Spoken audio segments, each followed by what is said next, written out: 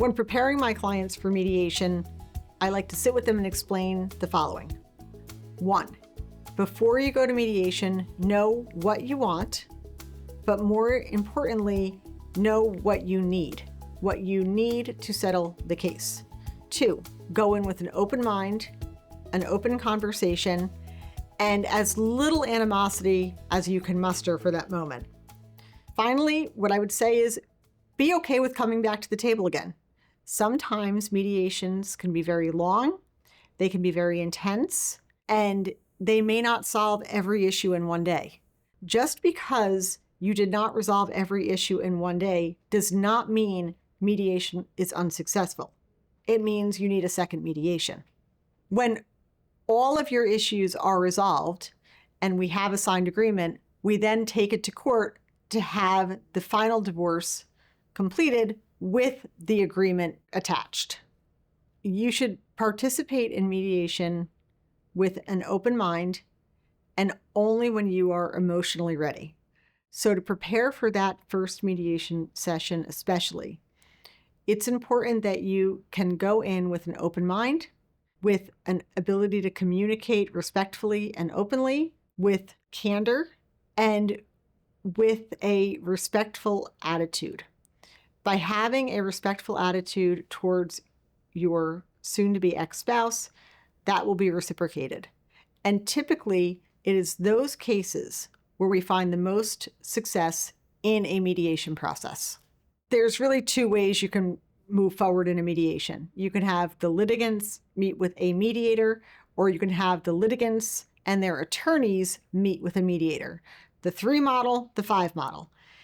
In the 5 model, you want to work with your attorney ahead of the mediation to really express what it is that you want, what it is that you need, to understand how you can get what you want, how you can get what you need, and maybe some of the things that you want that you're not going to get.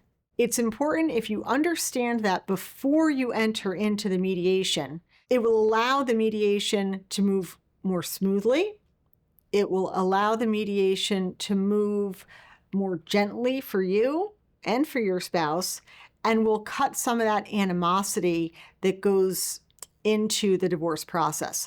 When you have 2 attorneys advocating for you, they can be respectful, they can be appropriate, and it can take away some of the emotion, which will really allow the attorneys and the mediator to find that common ground, which will ultimately get each of you what you are hoping to accomplish. If you are proceeding with a mediator, you, your spouse, and the mediator, so a 3 model, to prepare for that mediation, you must gather as much knowledge as you can as to the issues at hand. So if the issue at hand is parenting time, who's going to be with Johnny on Tuesday, it's important to know, what is Johnny's schedule? What is your schedule? What is your spouse's schedule? What's the ability to maintain that schedule going forward? What's the likelihood you're going to be able to do that well later? Because if you know you're going to have a change of circumstance, that's probably not the best model. If it's finances, knowing what you have, where it is, what it's worth, is all going to help the mediator to have a conversation with both of you together, maybe individually, that'll help bring black and white to gray. And that ultimately is the goal, is to take 2 polar sides and merge them together. But the only way a mediator can do that is if you have enough information to share that they can help you come to a compromise and, more importantly, a solution. It is my preference as a mediator, when I am acting as the mediator, whether it's in a 3-person, me and 2 litigants, or 5-person, me, 2 attorneys and 2 litigants, it is my preference to have mediations in person. I think it is important for people to take the time, to spend the time, to devote the time to making decisions for their family. I often hear that it can be accomplished through Zoom. It's just as effective. It's just as easy. In my personal opinion, it is more effective to be sitting in a room. It is more cost effective. It is more efficient because you can put pen to paper and find a solution. That's not to say Zoom doesn't work. Zoom can work. Zoom works when you have people who are in the know. So if everyone knows the value of the assets, if everyone knows the type of assets, if everyone knows where the assets are, Zoom can work.